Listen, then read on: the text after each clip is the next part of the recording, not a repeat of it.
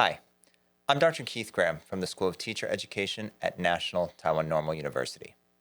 Welcome to my office hours. Many Taiwanese bilingual teachers have shared with me that one of the biggest challenges they face is conducting a bilingual class when their students have varying English proficiency levels. In a previous video, I suggested that differentiation is the answer to this challenge. If you haven't seen that video, the gist of what I said was that, first, a teacher needed to understand the proficiency level of their students, and then, second, provide groups of students at similar proficiency levels with varying degrees of support to complete an activity using English. But of course, this is easier said than done. And I continue to get the question from my students and other bilingual teachers: how can a teacher facilitate differentiation? I'd like to share with you what one of my students in my teaching practicum course did in her micro-teaching this week, because I thought it was an excellent example of how to execute differentiated questioning in the classroom. At the beginning of her micro-teaching, she showed a slide that divided the classroom into 4 sections. She asked students to move to the part of the room that they felt most comfortable with. The first 2 rows were for students who felt they needed a lot of support. The next 2 rows, slightly less support, and the next 2, a little support, and the final 2 rows in the room, minimal to no support. Now, I told her that in a real classroom, students would try to take the easiest way, and I suggested that she be careful about having all students trying to go to the first 2 rows. Nonetheless, I thought the general setup that she had was a really good start for facilitating differentiation.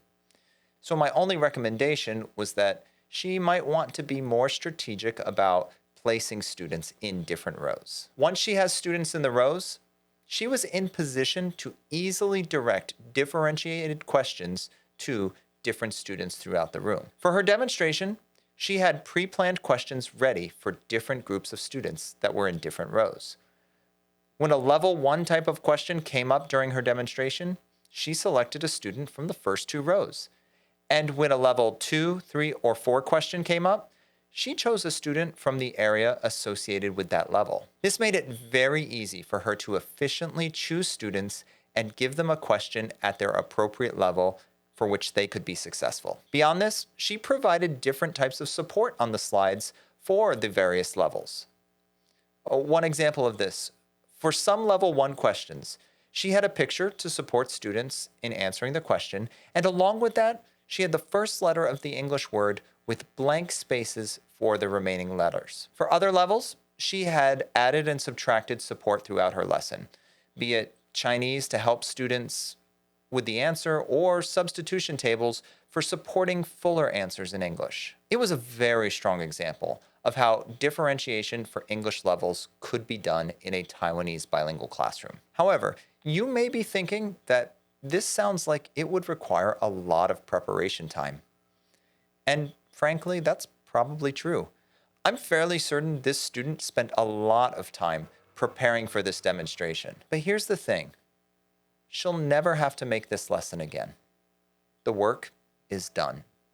So yes, creating a differentiated lesson will require an initial investment of time, but once it's done, you can use it for years to come. With that in mind, if you are interested in experimenting with differentiation in your classroom, I recommend to just start with 1 lesson. Don't give yourself pressure by thinking you have to differentiate every single lesson this year. Start with 1 and slowly build your differentiated materials over the next few years. After some time, these materials will accumulate and differentiation will become a staple of your classroom. That's all for my office hours today. If you have any questions about this episode or would just like to chat about education in Taiwan, send me an email at kmgraham@ntnu.edu.tw.